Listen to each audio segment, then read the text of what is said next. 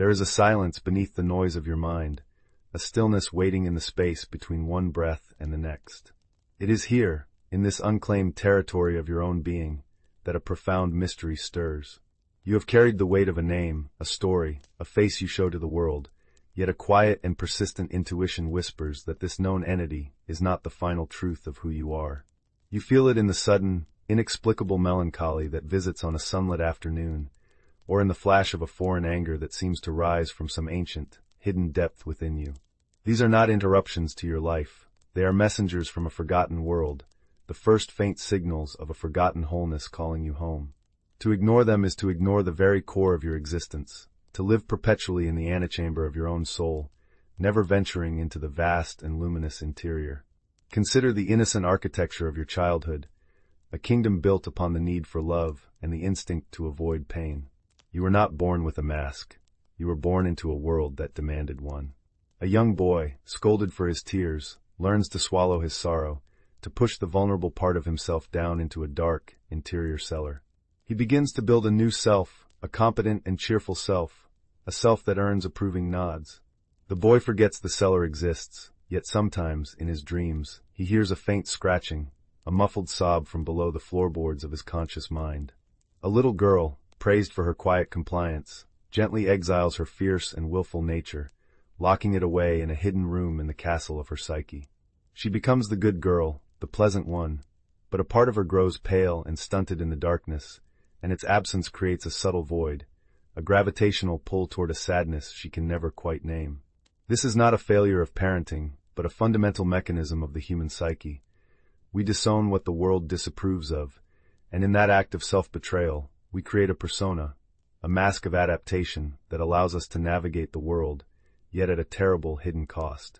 This constructed self, this carefully curated identity, is like a magnificent suit of armor, polished to a brilliant shine. You wear it to work, to your relationships, to the world. It is strong, it is impressive, it is designed to protect the soft, feeling creature within. But have you noticed its weight? The slow, creeping exhaustion that comes not from the day's labors, but from the sheer effort of being someone? The armor, over time, begins to fuse with your skin. You forget how to remove it. You start to believe you are the armor. And then, the symptoms begin to surface. A chronic tension in the shoulders, the very place where the weight of the world, and your self-image, rests most heavily. A low hum of anxiety, the background radiation of a psyche perpetually vigilant, guarding the fortress of its own identity against threats both real and imagined. The inexplicable irritability that flares when someone challenges your opinion, not because the opinion is so precious, but because your entire sense of self is precariously balanced upon it. You find yourself repeating patterns in relationships, drawn to the same type of emotional storms, because the familiar chaos feels safer than the terrifying silence of confronting what lies beneath the surface. You chase achievement, acquisition, validation, like a sailor drinking seawater, each accomplishment momentarily quenching the thirst while deepening the fundamental dehydration of the soul. There comes a moment, often in the quiet hours of the night, when the machinery of striving momentarily halts. In that sudden silence, a terrifying and liberating question can arise, not as an intellectual exercise, but as a visceral tremor in your very core. Is this all there is? This question is the beginning of the end of your borrowed life. It is the crack in the armor, the fissure through which a truer light can begin to seep. It is the call to a necessary descent, an invitation to journey into the very cellar you have spent a lifetime avoiding. This is not a path of self-improvement, but of self-discovery, not a building up, but a breaking open. You must be willing to lose the map you have been given to find the territory that is authentically your own. To answer this call is to turn and face the shadow. This is not a metaphor for a casual self-inventory. It is an archetypal descent into the underworld of your own psyche. You must go down, into the places you have sealed shut. You will meet the exiled ones there, the raging child you left behind, the greedy one you disguised as ambition, the shame-filled adolescent who believed he was fundamentally broken.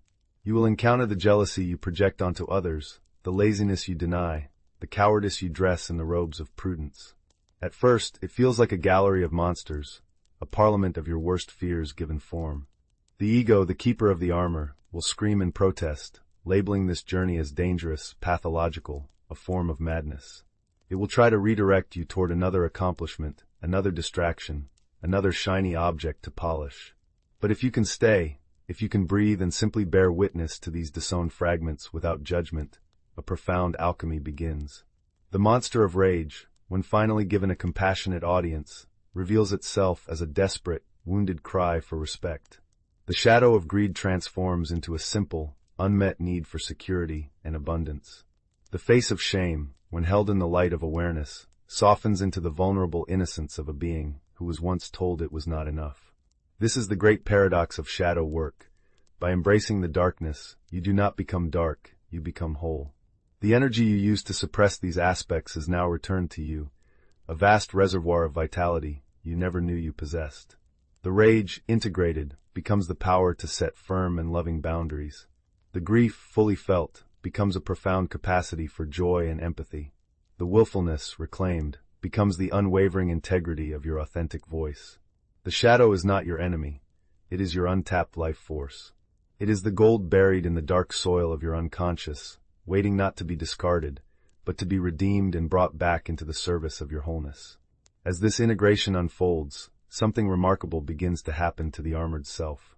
The persona, the mask you once believed was you, starts to lose its solidity. It does not vanish, but it becomes transparent, porous. You begin to see that it was always a temporary arrangement, a collection of habits, conditioned responses, and borrowed ideas. This is the sacred dissolution of the ego, not its annihilation. It is the melting of a block of ice into the flowing river of your true nature.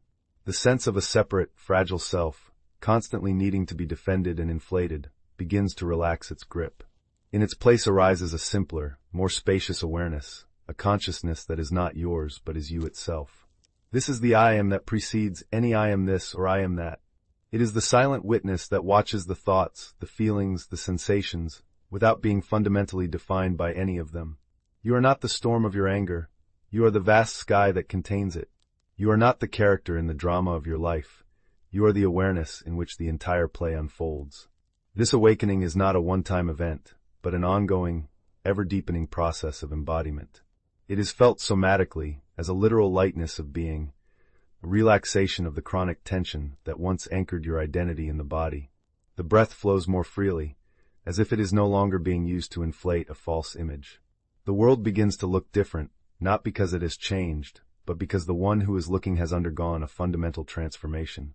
You start to perceive the same consciousness you have discovered within yourself shining back at you from the eyes of others, from the branches of a tree, from the stillness of a stone. The separation that was the source of all your suffering begins to dissolve, and in its place arises a felt sense of unity, a belonging to the whole of life. You will find yourself moving through the world with a new kind of courage. It is not the courage of the armor, which is really a fear of being hurt, but the courage of vulnerability, which is the strength of being open to life exactly as it is. You can engage with your work, your relationships, your passions, but you are no longer desperately seeking salvation in them. You participate in the dance of life without being trapped in the drama. The compulsion to control, to manipulate, to people please simply falls away, not because you are morally superior, but because it is no longer necessary. You have come home to the source of your own being, and from this unshakable ground, your actions arise from authenticity rather than desperation, from love rather than lack. The journey into the shadow was, in the end, a journey to discover the light that was hidden there all along, the light of your own true, undivided, and eternal nature.